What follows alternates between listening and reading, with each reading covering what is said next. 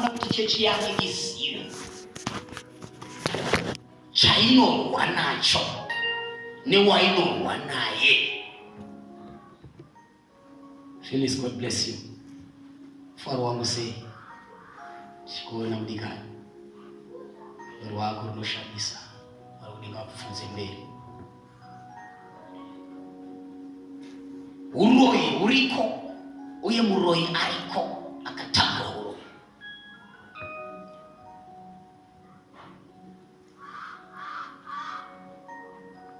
Muroyi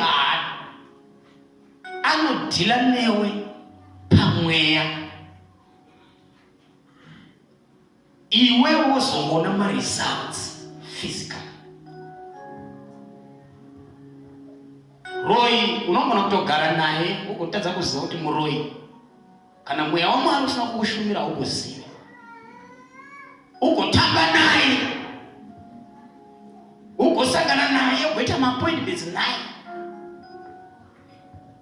zvichida aine chaakavarira upenyu hwako, but ugotadza kuziva kana mweya waMwari usina kukubatsira.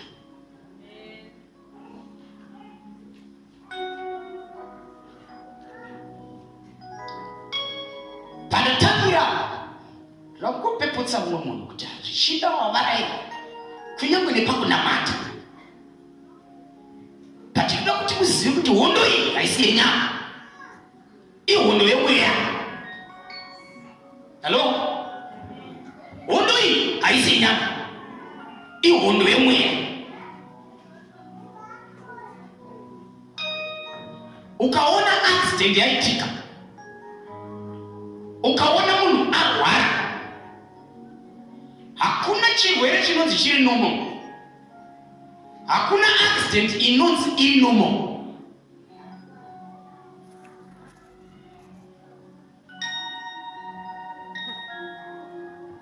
Kune mweya somewhere, kune altar somewhere. Kusaziva zviri kuti hazvipo, kusazviona zviri kuti hazvipo, kusambozvinzwa zvireve kuti hazviko. Hakuna chirwere chiri normal, hakuna problem inonzi iri normal. Ndikuziva pasai ndisha zvokudhokonya kuti hanzi hakuna problem inonzi iri normal. Hakuna problem inonzi iri normal.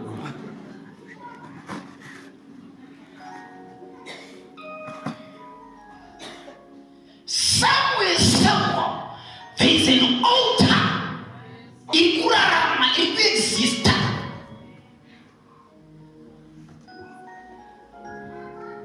Ende varoyi vanozvigona izvozvo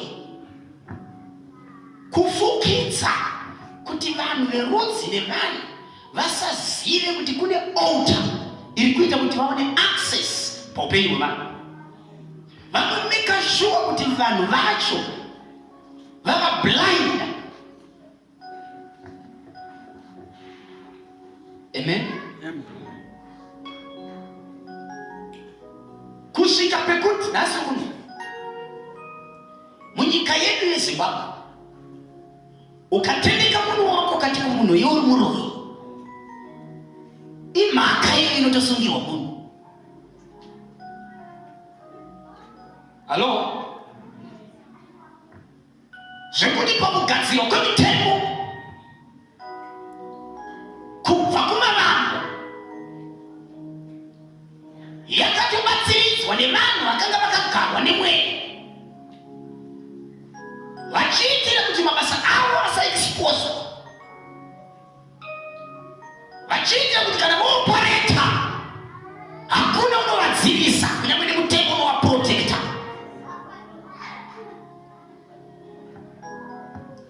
Hallelujah.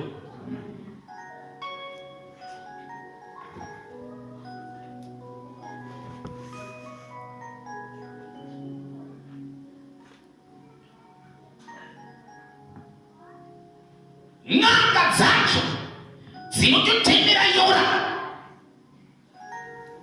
hazvigoni kuti pave nemuroyi kukasava nen'anga,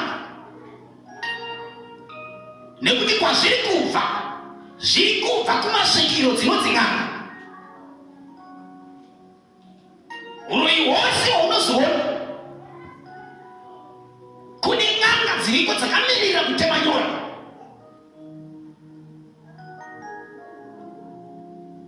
Nyika yatigere vana baba inyika yomweya.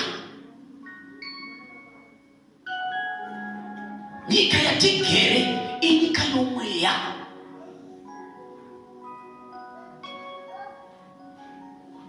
Nyika yatakatarise yatakagara pamusoro payo inyika yomweya. Zvose zviri kuitwa, zvese zvaunozoona physical zviri kutangira pamweya. Hallelujah. Saka pano tinoda kudhila nemweya weuroyi neuroyi wacho. Halo? Bata apa tichingogadzira zvangu temperature. Toda kudhila nemuroyi neuroyi wacho.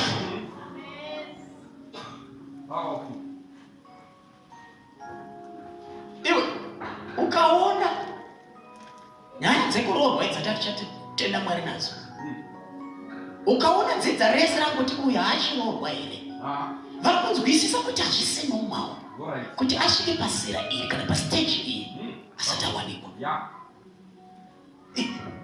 Waaplya already, wanzi ku-UK kune mabasa, kune chii, oro yausi not bedze kuiti waita program yako wapedza kuchikora, mapepers wana kunoti zvebasa.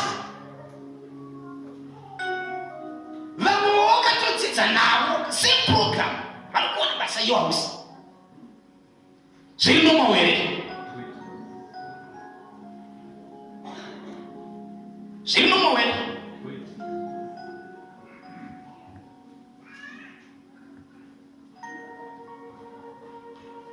Pabasa unozoona kuti chikanzi chachaya ndini ndichatotanga kubviswa. Nemhaka yei unotozvidzwa mukati makuti Samuel pane zviri kuitika mulife mako. Kune mweya uri kuopareta. Unoboudza marwadzo nekuzvidzwa. Mweya weuroyi. Uroyi wacho unodarika kubuda usiku, nekuti muri watakanzwa ndianobuda usiku akazodza abvarure machira. Asi mundiudzewo vadikani, mumba menyu muyamwe zvondimbisa kuti mumba menyu muyamwe, imba yenyu yamakavaka iyi, imba yenyu yamukurojera, mukarandira musuwo mapinda mumba muyamwe, wardrobe yenyu yainetsa kupinza. Handizvika? Even bhedha wainetsa kupinza. Ndizvo? Halo? Ndizvo? Mbhedha. Alright, tataura zvimwe. Mbhedha wainetsa kuita sei? But mundiudzawo kuti nekunetsa kwawaita ikoko unonzwa chinzi kwanini kwakaoneka vanhu vakavata panze usiku nebhedha wavo vari pabhedha.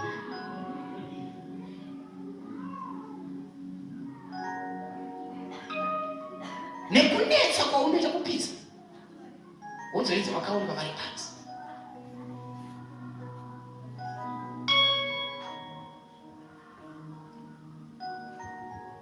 Muri kuonere level rekuipa kwemweya watitaure zvavo.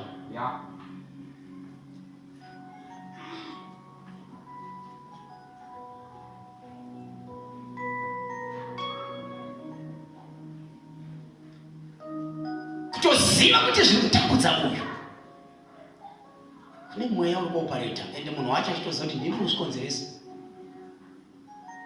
Agotitumirawo mashoko akanaka. Ko vari seiko vanhingi we? Vari seiko tetengana? Vari sei bamudikinangana? Achiziva kuti ndiye kunzeresa.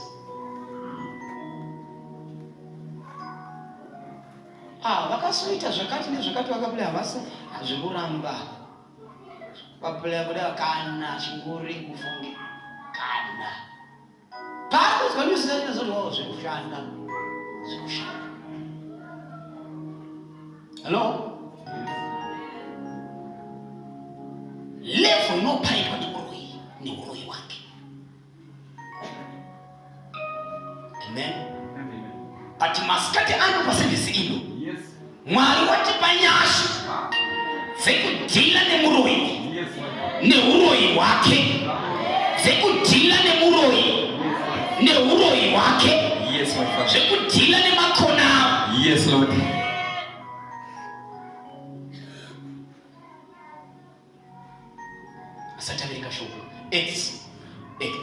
Acts chapter number 8, verse number 20. In verse number 1 try. Kuni zvinenge chitaura sei kuenga verse number 20. Vatisvike patinosimuka.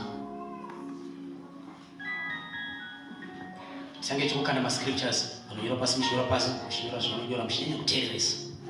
Right? Acts 8 verse 20. But Peter said unto him, Thy silver perish with thee, because thou hast thought to obtain the gift of God with money. Tinotenda Mwari kudenga kukomborera kweli kwa shoko lako msana Yesu Kristo. Amen. Tingaone nibuka.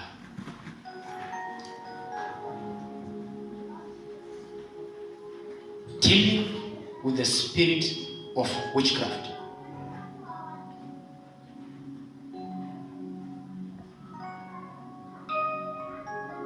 Patanerenga. Depa mazuva Philip watumwa wakagarwa nesimba ra Mwari nemweya wa Mwari kuguta reSamaria. Ndovakaparidza pamusoro paKristu muguta reSamaria. Samaria ikatendeuka ikagamuchira Kristu. Vakabhabhatizwa nemvura nekuti vakanga vaparidzirwa Kristu. Philip akavabhabhatidza muzita raJesu Kristu. Babatiba. Philip akavabhabhatidza muzita raJesu Kristu. Kwete muzita remwana kumona nemwana nerababa neremweonera. Muzita raJesu Kristu. Ukaverenga kubva verse 1 chitsika musangana nazvo izvozvo. Ndobva zvanzikwa paguta reJerusarema kuti Samariyawo yagamuchira Kristu. Evangeli ya Kristu yaparidzwa. Vanhu vatendeuka kubva kumabasa avo. Zvekuti kunyangwe nen'anga, kunyangwe nemasvikiro, kunyangwe nemauki, vagamuchira Kristu. Dzakanga dziri n'anga, dzakawanikwa dzava mutemberi, dzakagara dzichinzwa izwi raMwari. Ndozvakaitika paguta repaSamaria raparidzwa naFilipi. Amen. Shoko ndobva rasvika paJerusarema, panga pakagara maapostora vachidistributa zvipo zvaMwari nemabasa aMwari pamusoro pekuparidzwa kweevhangeri ya Kristu. Evhangeri yaparidzwa paSamaria, shoko ndobva rasvika paJerusarema. Zvikanzi neSamariyawo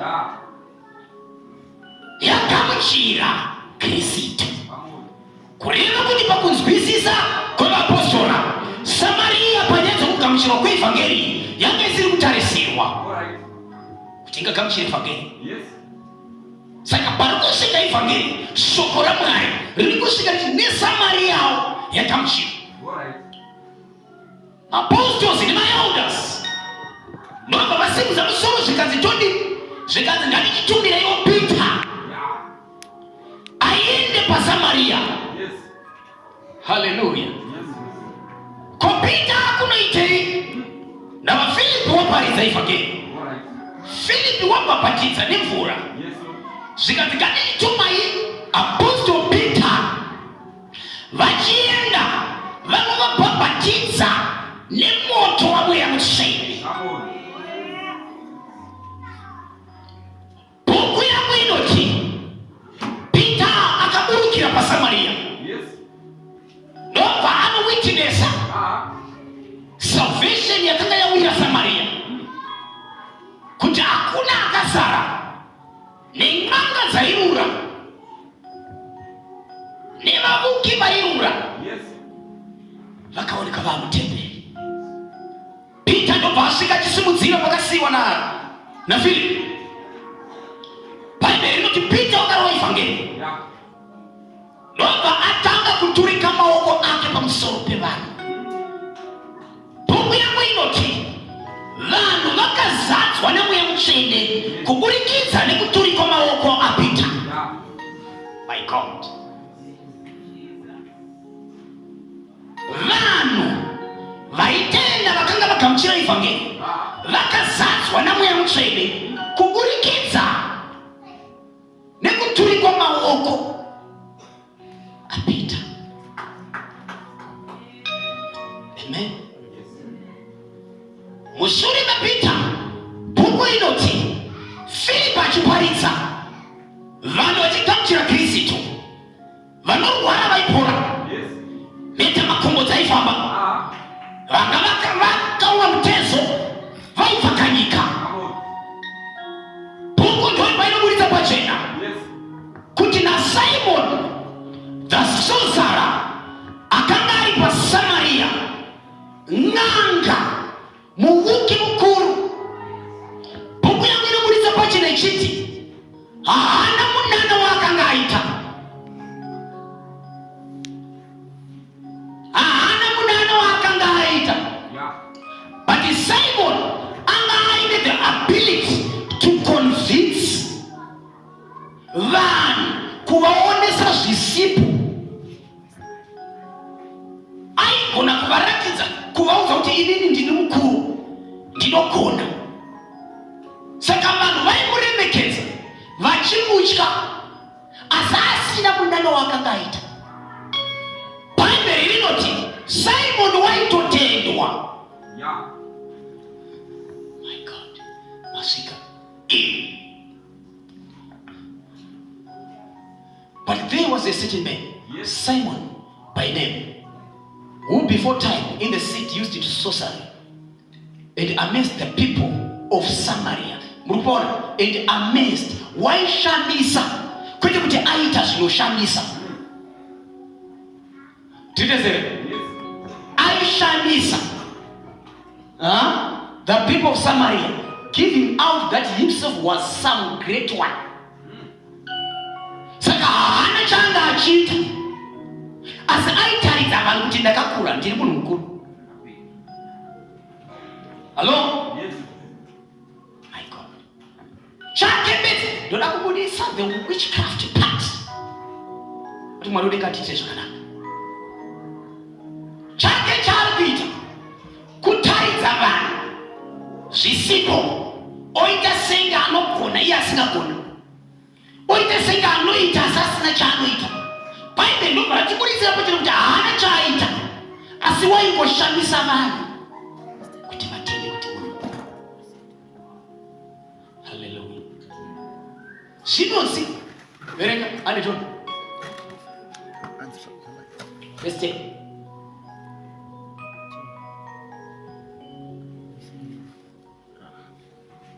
And this continued for the space of 2 years, so that all they to whom they all gave heed, from the least to the greatest, saying, this man is that power of God which is called great. Saka haona chaita aingoratidza vanhu.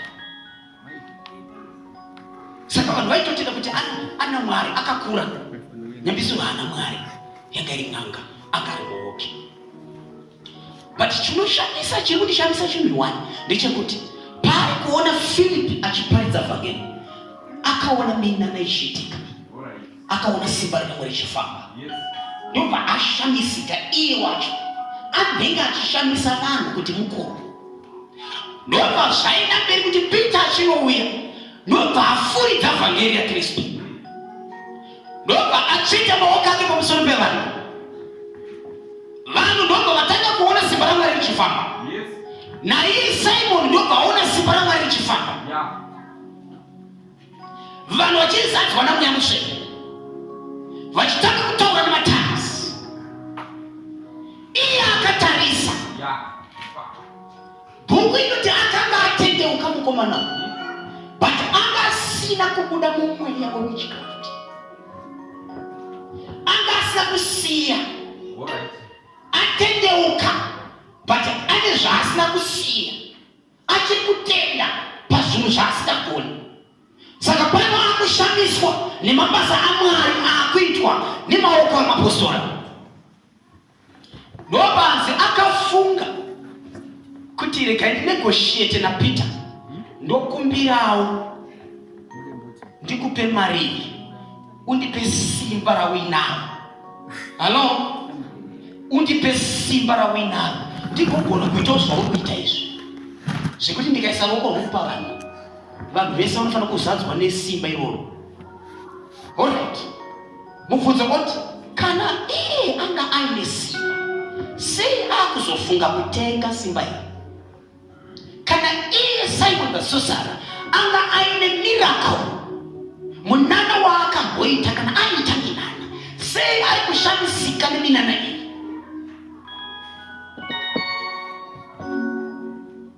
Amen. Hallelujah.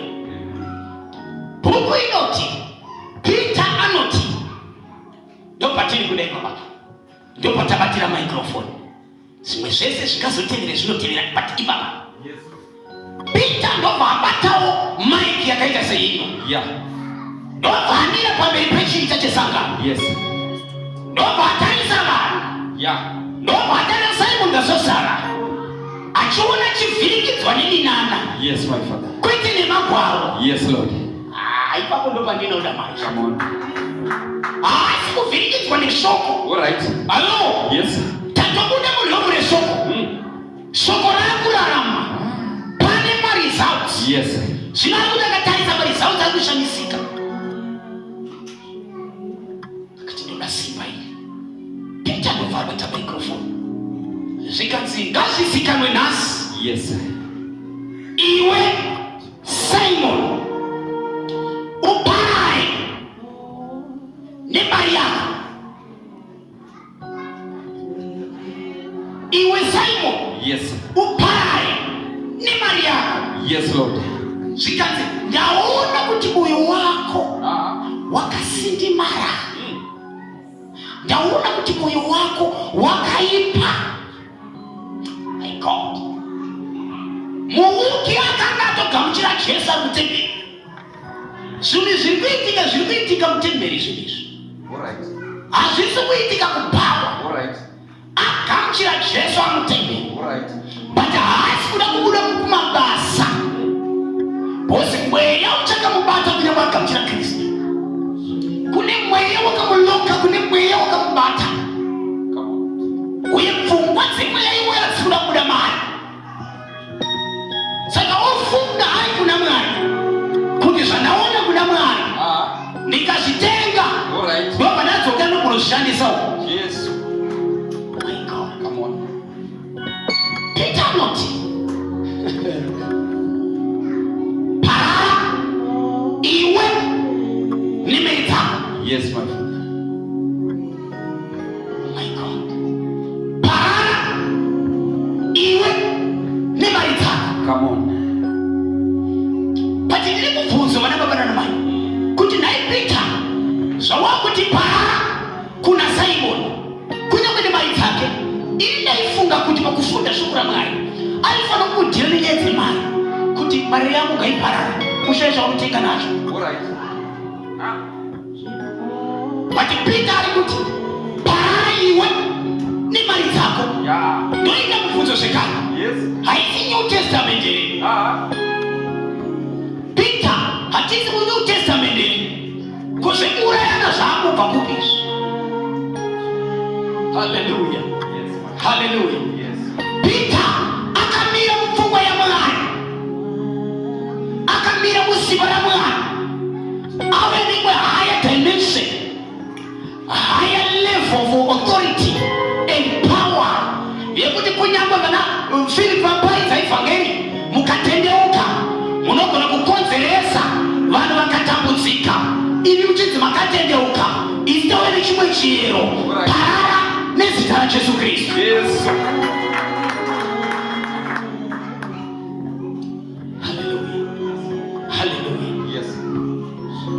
Murume uyu aikodzoka guta rose kuti ritende kuti he is the great man of God. Yes. Aikodzoka mwoyo yevanhu nepfungwa dzevanhu. The whole city of Samaria ndosaka zvakafundisa mapostora paJerusarema kuti neSamariawo yagamuchira evhangeri. Bosi zvaizikanwa mumagwaro pakufunda nekucherechedza history kuti Samaria yakakoraptwa nemweya weuki. Haana munada waakamboita, but akaisa pfungwa muvanhu sekuti vafunge kuti anonzwa kudenga, anonzwa kuna Mwari. Saka dimension yauya naPeter ndeyekuti mweya uyu ngauparare kunyange neakautakura. Hello? Mweya uyu ngauparare kunyange neakautakura. Dimension ya Philip ndaida was akutendera patience kuti dzidyare zvibereko, kuti zvichida wakauya uri n'anga, zvichida dzadziri n'anga mufamily, zvichida dzavaroyi vari mufamily, iye hamakadzi edu sinzi vachiziva Mwari, regereni kuwapa mukana zvichida vangatendeuke. Philip ndo mwoyo wake manje. Hello? Hello?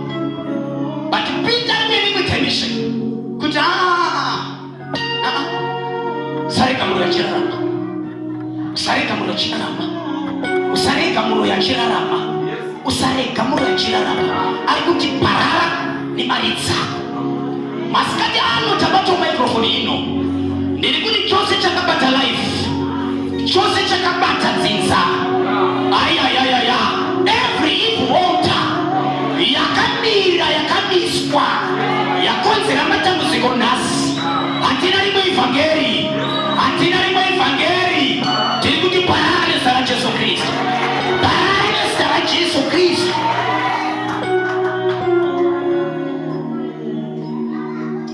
My God, munoziva here ndisi Peter kuti parara nemari yako. Siya kusiya kupenya because anoziva kuti uroyi zvokuya mweya wechina haudi kupa vanhu evidence. Kana vachiopareta havadi kuzikanwa. Ukaona wazozviziva kwabviwa nekare patito ziso raMwari. Saka Peter kuti makamuchiopareta tisikakuonekwi, usikaonekwi pano, isu tinokuvheneka imiziso. Haiwa kumusoro-soro, parara nezita ra Jesu Kristu.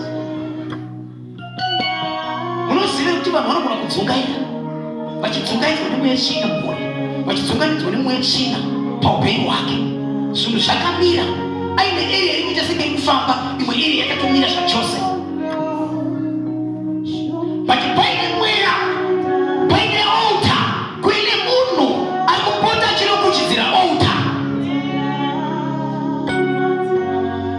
Anoita senge akanzwa evhangeri chiparidzirwa mumaKristu kuti musarege moto weparitari uchidzima. Ivo kusaitwawo vanoramba vachinokuchidzira aritari. Ngaasabata Mwari. Kana aibata ngaadzokewo. Kana aibata Mwari ngaasadzoka kumba. Ngaasafara lechi vakuchidzira muti wake. Ngaazvimbooma, ngaarwadziwe. There is an altar, there is a person somewhere akuenda pane imwe altar achinoreva mashoko, achinomotseredza altar. My God. Hallelujah. But panodamira musimba raKristu, tamira musimba raKristu, kusvika patamirawo baba, tamira musimba raKristu. Handitamu 5 years here, makore mashoma ese kubva patatanga ministry, tanga tichipota chireminder Satan, tichipota chireminder kuti be careful, be careful. Hello? Halo, patipatashika Yesu. Ati sina nzira mbiri pazviri. Tingoine nzira imwe chete. Mwoyo ingafe. Neuroyi wake. Takanga tingoexercise patience.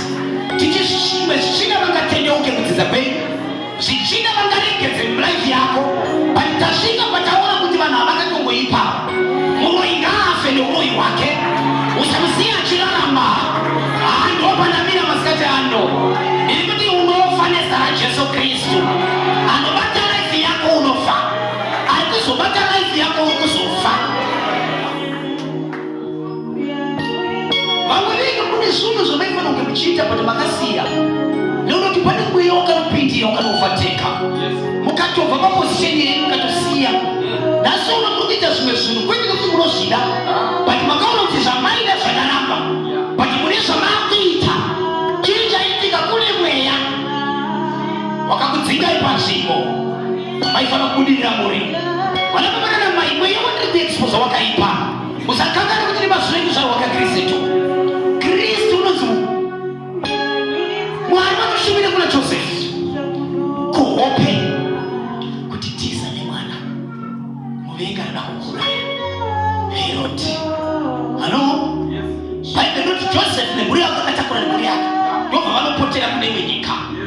Halo, akabviswa muterritory of influence yake akaenda kunoraramira kune imwe nzvimbo. Kwete nekuda kuti aifana kuraramira ikoko, but nekuda kuti kune muroyi ariko, kune munhu akamira achida kuparadza life yake. Aitana makore ndobva apindana, ndobva Mwari vashumira kuna Josefu zvakare. Zvikanzi Josefu and Mary, chitakura mhuri yako nemwana. Muroyi wako muvengi wako afa. My God, mene kana makambosangana navo zvikati chitakura mwana wako nemudzimai nemhuri yako, muroyi wako Heroti wafa.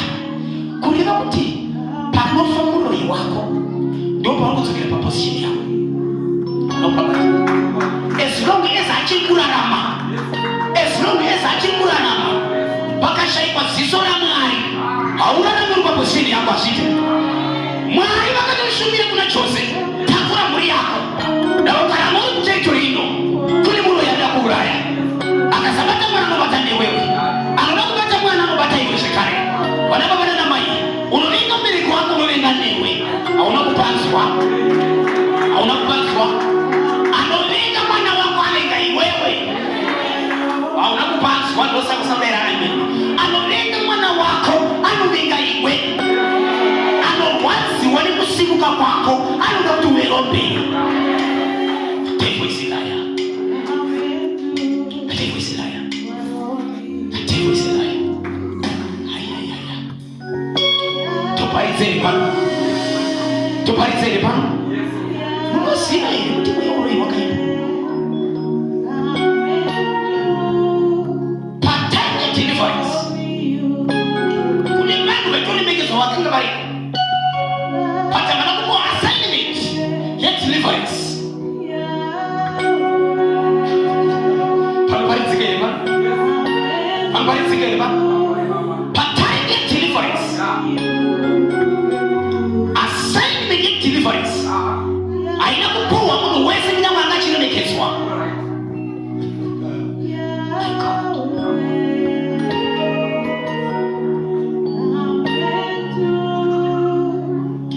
Israel iri muEgypt.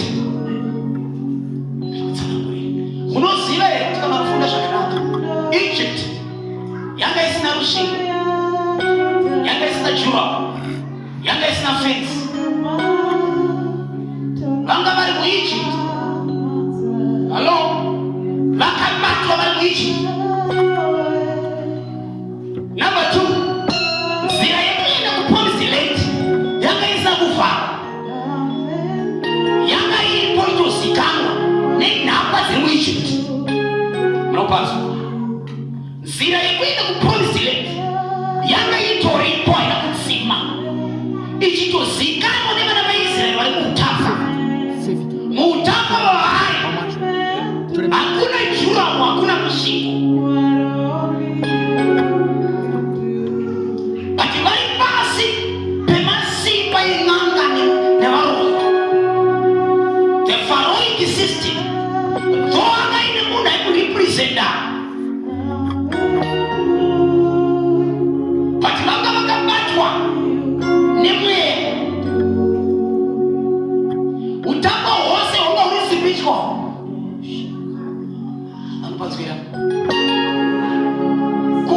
physical vakaita mu Egypt zvazviri spiritual. My God. Ndosaka muri kuona kuti kwa Israel vari muutapo kune vakanga vachitoremekedzwa varimo maIsrael, but havana kupuwa chimuti kana microphone yekuasha vanhu mudeliverance. Zvakatoda profita nekuti hondo iyi hondo yemweya. Oh my God. Nekuti hondo yemweya zvakatoda profita kuti auya asungure vanhu tava vakasungwa kwete panyama pati pamweya. Aiwa, hondo yako iyo ndeyemweya mani, hondo yako ndeyemweya. Hapana chimwe, hondo ndeyemweya, hondo ndeyemweya, hondo ndeyemweya. My God. Zvakatotora profita Mwari ega kuona kuti hondo ndeyemweya. Vana havakabatwa kwete panyama kwete pachii, because nzira yekukiriya kuprovisireni iripo. Hello? Hapana security, hapana rusvingo, hapana jurawo apa. Physically pakapaikiye. Hello? Saka isi hondo panyama, iyi hondo yemweya. Vakasungwa pamweya. Vana baba namai akusunga pamweya ane simba noupenyu hwako. Akubata pamweya, akubatira pamweya, akuendera pamweya, akuendera mberi kwako. Zvakatotora profita. Mwari kuudza profita chiuya utaure nasho. Saka profita akadidhina netype yewitchcraft inopareta muEgypt. Ndosaka pakademonstreitwa rufu zvimwe zvese zvakaramba. Hapaine politician apa, hapaine politician, hapaine munhu ane mari apa. Sindingi ndongati anoona zviri nani, ndofunga yanozikwa iye nyaya isiyo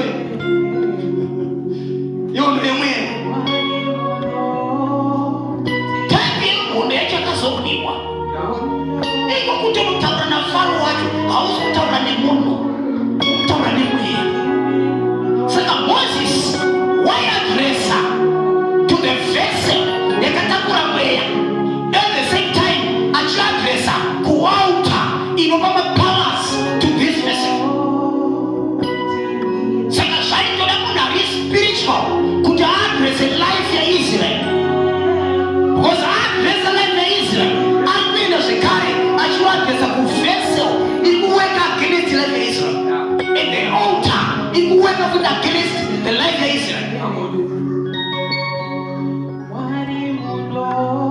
Ihondo dzomweya adii, ihondo yemweya.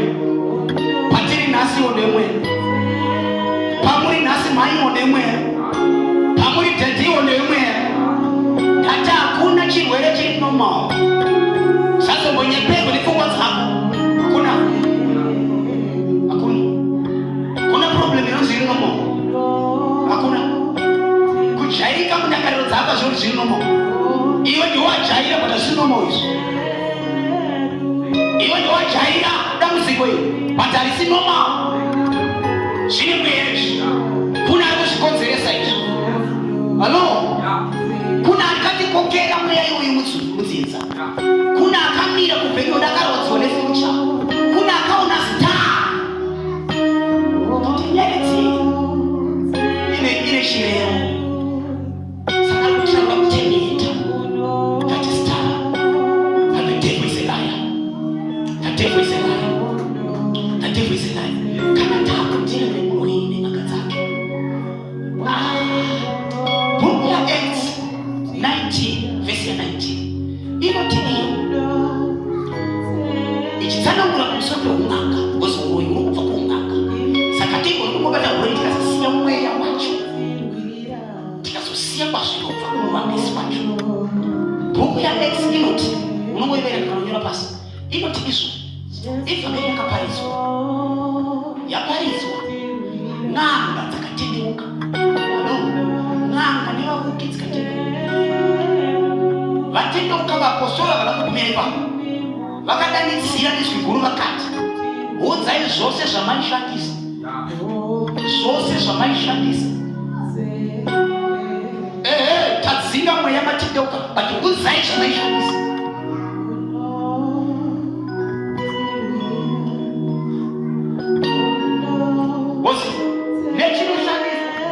Chakatakura mweya chinogona kutamusunungura but chasara kumba kwake chaishandisa chakatakura mweya waisingoshanda uri mari. Saka nekuti chichingona machiexista mweya uri machiri unogona kukonfidza zvekare iye mushandisi wacho akatanga kushandisa zvekare. Saka bhuku inoti pana 19 verse 19 maapostoli akati udzai zvose zvamaishandisa. Vana baba nanamai pakauzwa mahips emabooks, mahipi nemahipi emabooks, ukazozvikonvheta panguva yatiri kumari yatinoshandisa. Zvakaoti baba hatina asati atanga asi atina zvonataita yanga iri mari yakakura. Zvazvine zvino zvavakaudza zvikapiswa, mapostori achiziva kuti wati tasiya mabhooks aya achakonzera kuti nevamwe vanhu vakambonzwa nezvepamusoro pemweya uyu vachada kunanavira mabhuku avakaverenga vakazoshandiswa nemweya uri mabhuku. And they counted the price of them and found it 50,000 pieces of silver. My God. Muchikuonera muchikuudza change kusaidi kwakuendeswa change kunoendeswa chine value. Kana vachiende paaltar varina nechine value anoziva kuti chine value pakadzika panodana pakadzika. Haugoni kuti uve neinfluence kana usiri kuitawo zvinhu usiri kusacrifice.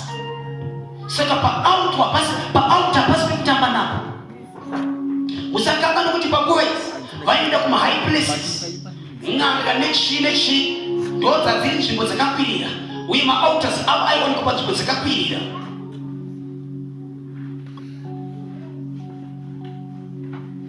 Hello? Yes. Mahipi nemahipi emagadgets ezvinhu zvaishandiswa nen'anga kuti un'anga hwauve nesimba zvakaunzwa zvese zvikapiswa. Vana baba nanamai kana takuda kudhira nemweya uyu hatina chatinosiya. Hello? Ndiri kuti ukachoka so mumba mako, ukachoka so mulaifi mako, ukatarisa ukasimudza musoro ukatarisa ukaona kuti paine anything chiri kurepresenta mweya wechina ngatitire nacho pamweya ukangochisiya chete ichocho ndo chichakonzera marwadzo. Hello? Amen. Kune vanhu vakabvuma kushandira mweya wechina. Kune vanhu mumhuri baba, kune vanhu kubasa vanotouya vakatonota mapokets mawallets vaine zvinobatsigira. My God, mweya uyu wakaimba madikana. Ndaiterera chimwe chiita nechividhio chandakaona live pafacebook chakachakata mama wetu kuterera mweya uyu waimba madikana okutambudzika nenyambereki wacho ari kutora murume akazvidevelopa pamweya kudarika iwewe muziva Mwari zvekuti ane marituals aanoita, ane altar yaanoshanda nayo. Haasiyo kunotora murume wako kubasa, iye anenge ari kumba but unomudana nealtar. Utaure baba, unomudana nealtar. Patasvika munyika yedu, patasvika mwoyo yevanhu haichatya, mwoyo yevanhu rudo hapasisina. Vanhu vaakuita zvese zvese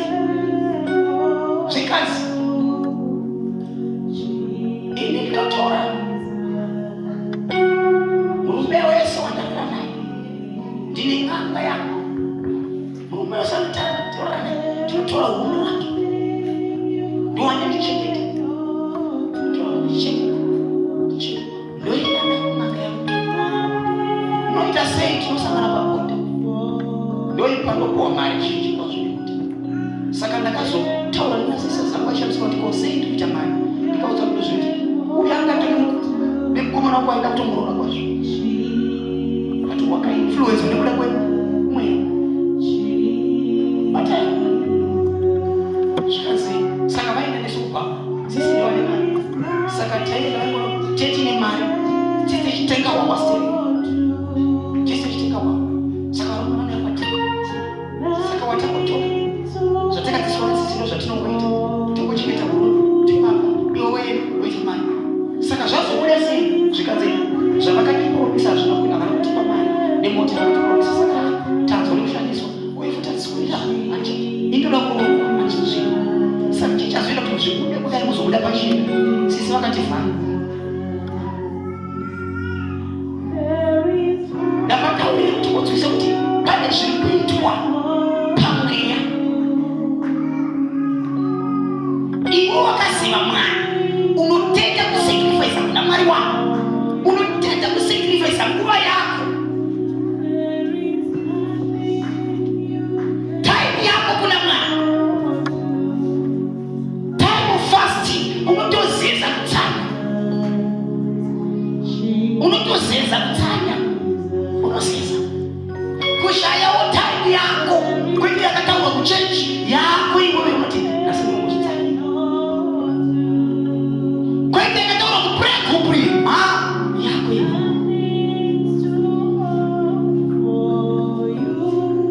ikaya hivyo sema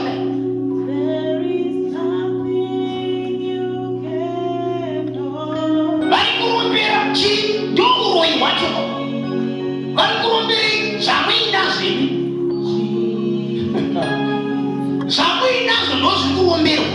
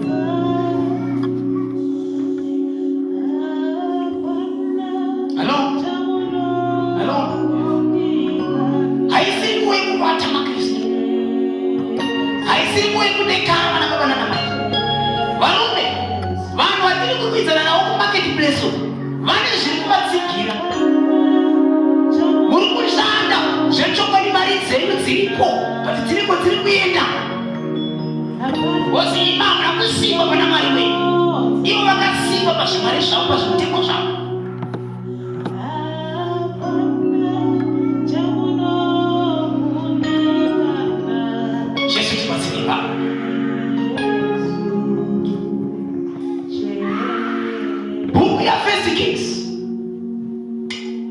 15 verse 1 and 2. Pamasuba chiropoa. Pamasuba chiropoa. Bible limoti. Chiropoa mwaka haya mapurisita.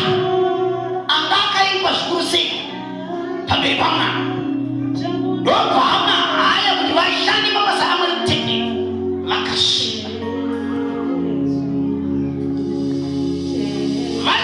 Fakushimwa Bible nchiro kwa mga kazi la shimwari shakawanda ma-altars shimwara yopa haya mapurisita aruzi mapurisita watasira kwa pala mwenye na pasa uzulenga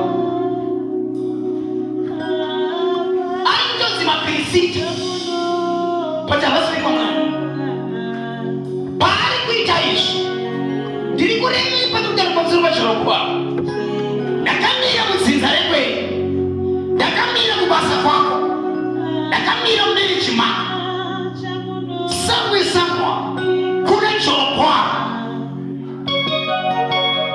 wakadzira ma-altars ekuti arwe nevana vaIsraeri Bible rinoti zvino kwa Juda kwakabva muprofita waMwari akatumwa naMwari kuuya kwaJerobhoamu achisvika mutemberi. Bible rinoti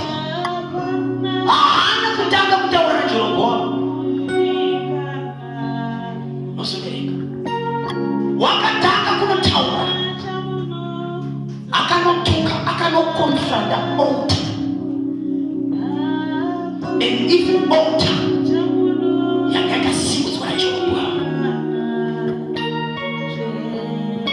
Bible note verse ya 2, akachema pamberi altar, muprofita akichema ndatikona deliverance yakuitika kusakakanga kuti wacho aasha kuti deliverance itika kuti misodzi yakulita samwe chema pamberi paMwari kuti mwana uyu unodzwarirei, unoregererei kugara zvakanaka, ko baba havasei vachishupika, ko imba isei yokutsika, kune ari kuchema.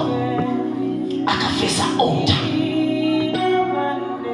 Profita anobva kuchema. The Bible says he cried for the altar. Altar. Achichema achituka altar. Achinararitsa. Zvikazi apedza kuda kusvikazi akataura shoko rechiprofita zvikazi altar iyi iri kuzotsemuka napakati. Paakandoreva mashoko iwaya pauya inoti Jeroboamu akasimuka nehasha. Zvikanzi akatendeka kuprofita munhu wake nevoko rwake. Zvikanzi mubatei, haana kudzingiswa mukomana. Sei uchindizvidza ini mambo? Mambo uri kutonga vadikana. Samwe ukodzere matambudziko kumhuri waIsraeri. Achikuda Bible rinoti muprofita akabva ati zvandareva ndozvichaitika. Pakati penyu hapana anogona kundibata, uye hakuna une simba rekundibata. Iwe Jeroboamu, ruoko rwako haruchadzika pasi kana kukwira mudenga, uchaoma wakadaro. Zvandareva zvichaitika paaltar wakatarisa, ruoko rwako rwakaoma, altar ichitsemuka. Bhuku yangu inoti panguva idzodzo altar yakatsemuka, marasha anga ari paaltar akawira pasi. Jeroboamu akaoma ruoko akadaro.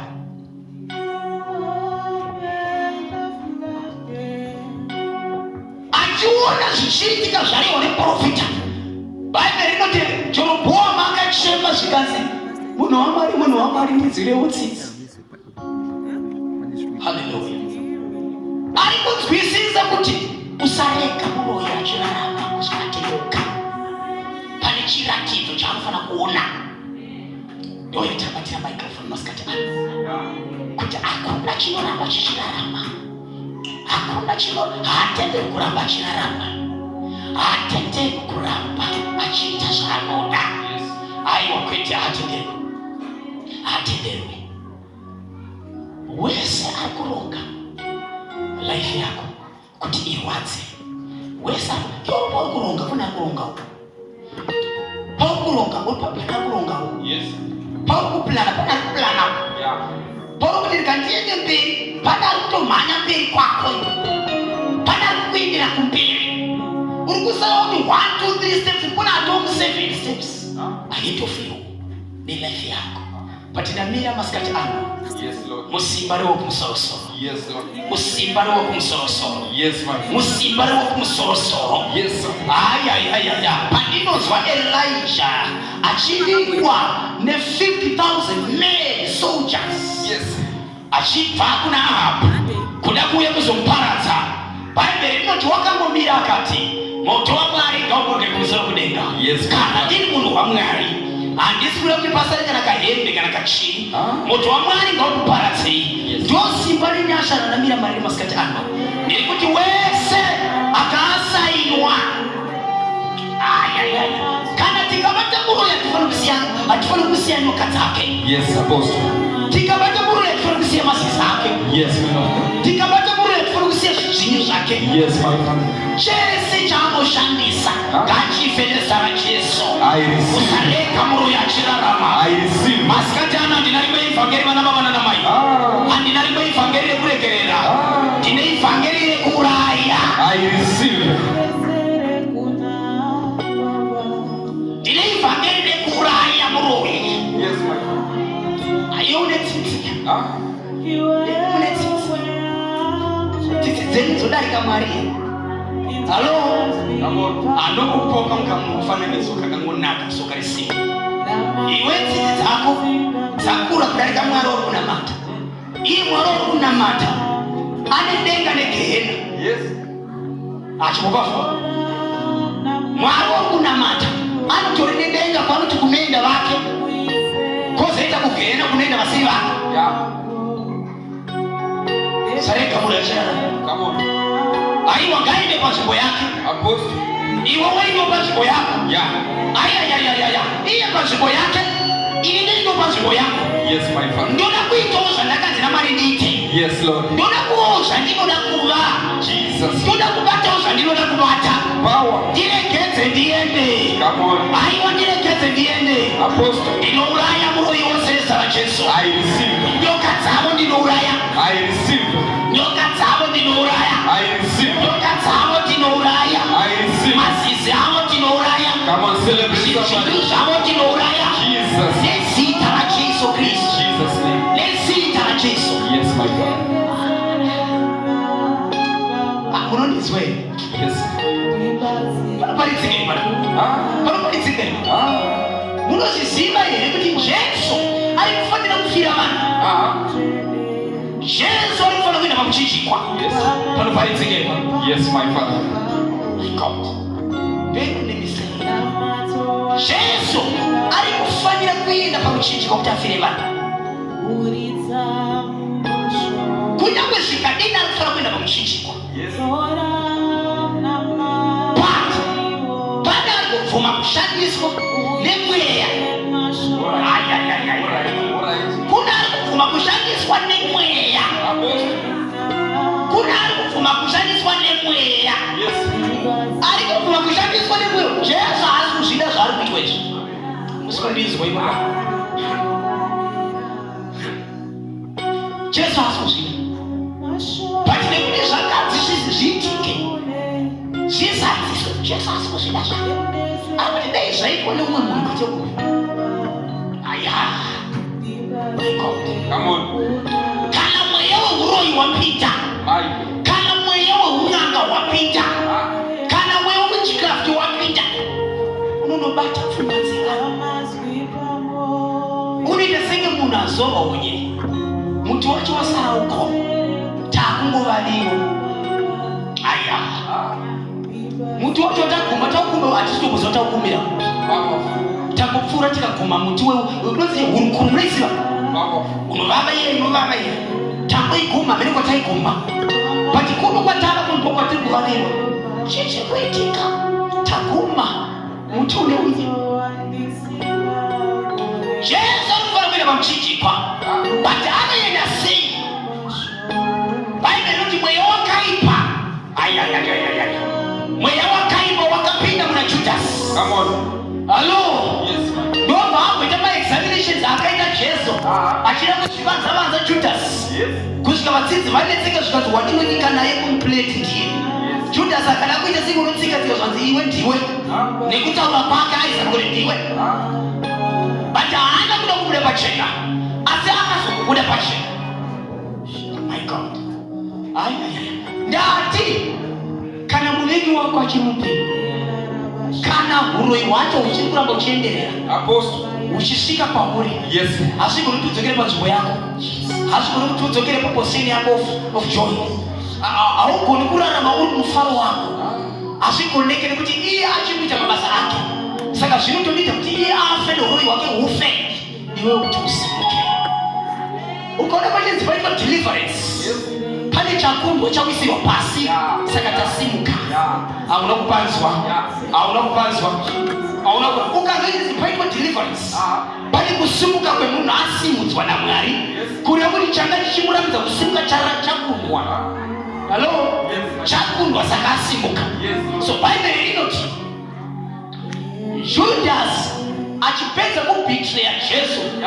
Judas akanofa. Asi Jesu akatangira Judas kufa. Judas ndiye akatanga kufa Jesu asati afa. Unakubata. Iwe unoda unetsitsi iwewe. Come on. Unetsitsi iwewe Stereki. Ndakuona kuti unetsitsi uibati vhangeri iyi. Judas ndiye akatanga kufa. kuweka satafa. Devil is a liar. Vangeli anakatakula ina tsitsi. Vangeli anakatakula demu chinchi kwa. Hiyo kwenda kwa destiny yako. Yes, my Father.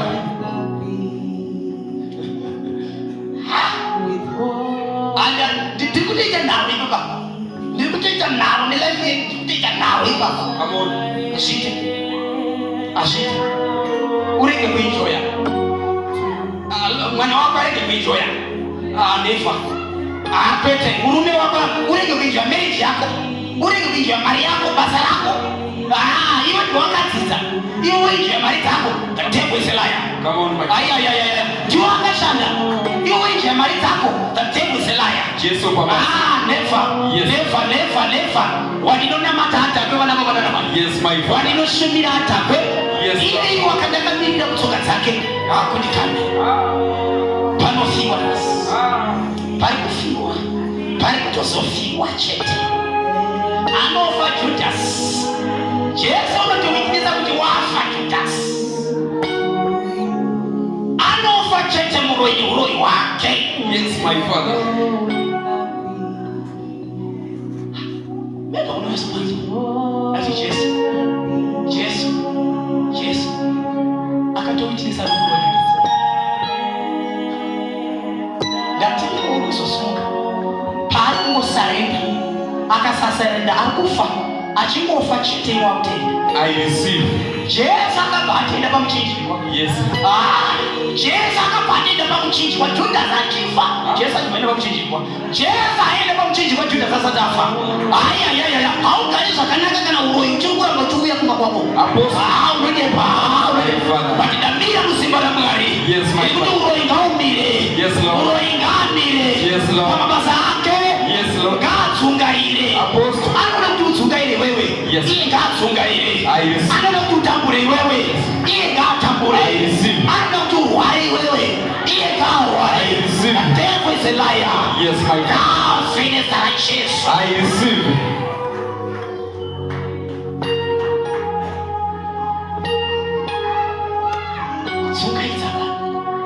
Kutsimaitsaba. Sure.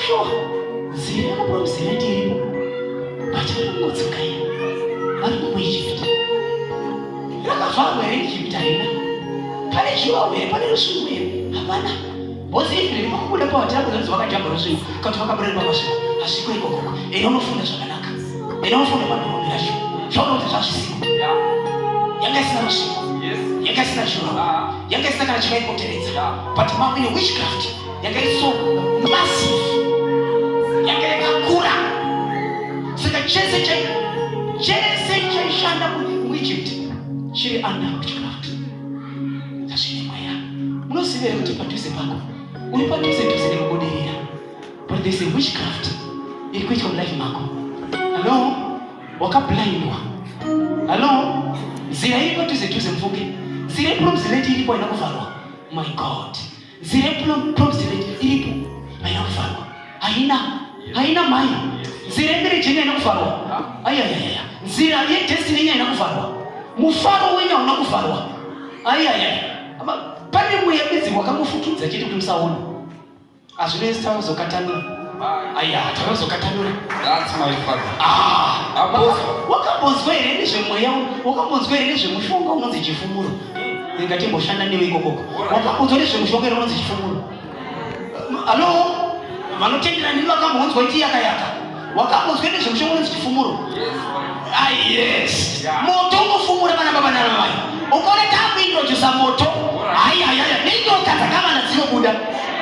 Ndiye chifumuro chani nacho masikati hapo. Apostle. Ndo chifumuro chani mfama nacho mutanishe nido. Alright. Aya. Ndande kutsanangura. Kuneva ironda zvakanaka pa group. Pane dare ndasere chikuti heaven is real. Kuneva ironda. Kuti amwe munoita singa musikaone pa group. Amudai kana amen. Amtomutana kuti paisi kuno. Pane dare vanogarira zvinhu. Ndande kuti heaven is real. Ndakanyira pamusoro kuti heaven is real. Kuti pasasa heaven is real. This is my second time. Digital encounter na Kristo. My second time. This is my second time. Digital encounter na Kristo. Mama encounters atinoita na Kristo. Atinoita. ari personal.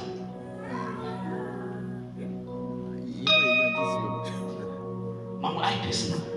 Amo yakuti encourage. Nikuti simbisa. Panisho tinechita go through. Sema renda vangu ari basa la Mwari. So tisema na zote. Someone encounters. Kristo kanotishabira. Ni Mungu. Ari mwenzo tisembisa. Saka I had encounter na Kristo. Chizo cheche china no Tuesday, Wednesday. Shina mata. Une pauno tambudzika. Uchitambudzika kwa usiku basa la Mwari. Une pauno shungudzika. Shungudzika kwa usiku basa la Mwari. I remember last time Sunday ndio mnyaso na kunze na nyaso. Manano karaparo walipata kama pingra service. Ndio nataka kuna matachumbira kwa mali tupe unyasha zikula matishumbira. Una watu wangu ngoti mali tupe unyasha. Burura garachita ula. Nyasha zikula matishumbira. Kuti dzemai ngezeja mali tupe unyasha zikula matishumbira. Kuti ndema kushumbira barambe bachi dakushumbirwa. Uye bachishumbira kushaka kamera pamwana. Saka ndaitaura muzero chiti azvigona kuti Kristu ngaagare mukati mwemoyo wenyu kana Kristu iye asina kugara mumwoyo wako. Haugoni munhu chausina iwewe, unongopa chete munhu chauinacho. Saka Paulo pane paidzisa chiti ndiri kukunyengetererai kuna Mwari vari kumusoro kudenga kuti Kristu agare mukati mwemoyo yenyu uye muve nenheyo dzenyu murudo. Ndikati hazvigoni kuti Paulo auye nemazwi aya kana iye asina Kristu pamwoyo pake. Hello? So zvazvabva pamunamato ndaita ndakagara paro ndichikumbira Mwari nyasha chimwari ndipo nyasha dzekuramba ndichishumira ndakakumidza kuenda ndakasvamba iwanokuro kundanga munyazuro service chakanatu ndakagara paro ndichikumbira nyasha chimwari handina zvinhu zvandaita ndinongofura bheke kuti Mwari give me more grace dzekuramba ndichishumira ndiramba ndichiratidza chiedza kuti ani nani aona hake chiedza ichi Mwari aramba ari muchiedza chichochechi aramba achitevera ari muchiedza aramba ari muchiedza. Mwari ndakatanga kundishumira mwoyo ndakamunzira mwoyo yevanhu nekunyangwe nevashumiri ndakaisara mwoyo munyazo. After that encounter someone akamhanya achiuya kwandi ndakuda kupinda muservice zvikanzimbanga kudenga kure ndoakawa mashoko ake kudenga kure handina kusema kure but padhoba yakandakara makandiona ndandakamira munhu makamona munhu andangamira yes ndakira ndatokunze toko zichikwana nendana kuti tu ichikwana chipinda padhoba fananiso dzikudenga kure zvikanzi zvakadai matitanga kutsana kure zvakadai musi wakati pakati pakaoneka zvakati munhu wamwari achida achiita marituals akati munhu munyaso what type confirmation zvikanzi again ufungei zvikanzi onai ndakaenda ndakuneswa kubasa onai music ndaverenga unamwari anokudzwa zvikanzi wabatwa uchiita izvi zvinhu izvi iripoti for police yaiswa all over newspaper maindaneti pachii confirmation one makore ezvinhu izvozvo 10 and above hapana bheni baba ini ndandokukumbira kuti Mwari ndipewo nyasha dzekuramba ndichishumira ndisina kuzendama pazvenyika asi ndakazendama pazvemwoyo kuti mweya wenyu kuramba uchindishumirira. Saka ndakatanga kuratidza mwoyo yevashumiri nevanhu ndati Mwari sei zvikanzi zvauri kukumbira izvi zvauri kukumbira mwoyo iyi hainongobvira yakakumbira nyasha dzakadai dzekuramba uchishumira. Zviri kukumbirwa nezvawakumbira zvakasiyana ndosaka ndakuratidza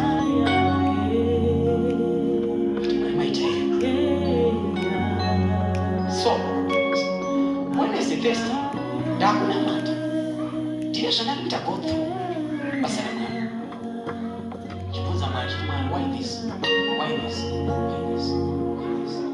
sei zvichiitika izvo kwezi sei zvichiitika izvo kwezi sei zvichidai koizvo Kristu appeared.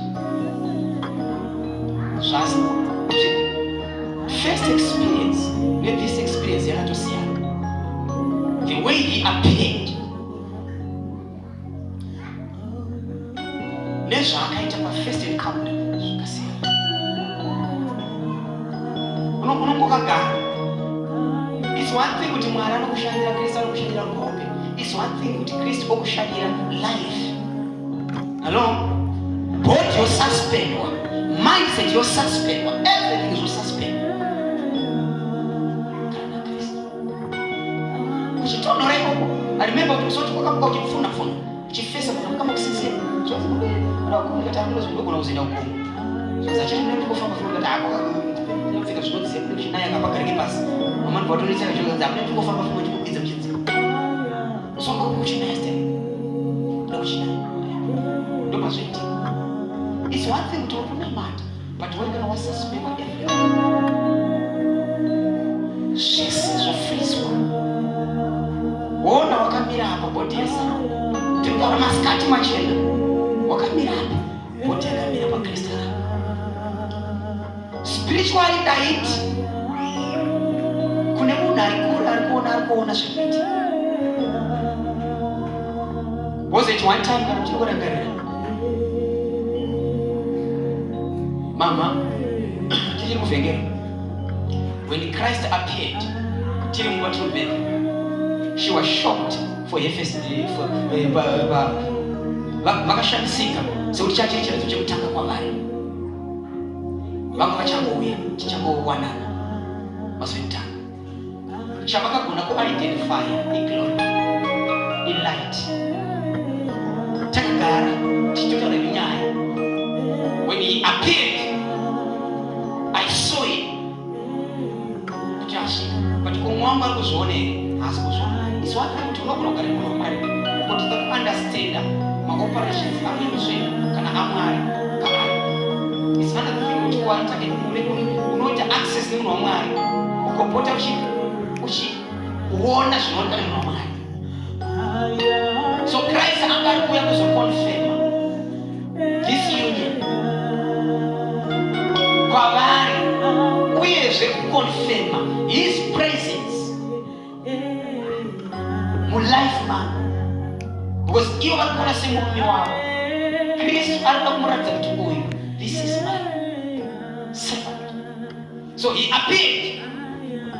Chavakakwanisa kuidentify ari masikati machena asikavari ndokanangokusana kuenda ari masikati machena. Chavakagona kunotisa light akatoti muchiedza sezvo, but pakava nechimwe chiedza kunaka kwaKristu kakadai zvikuru zvamunofunga.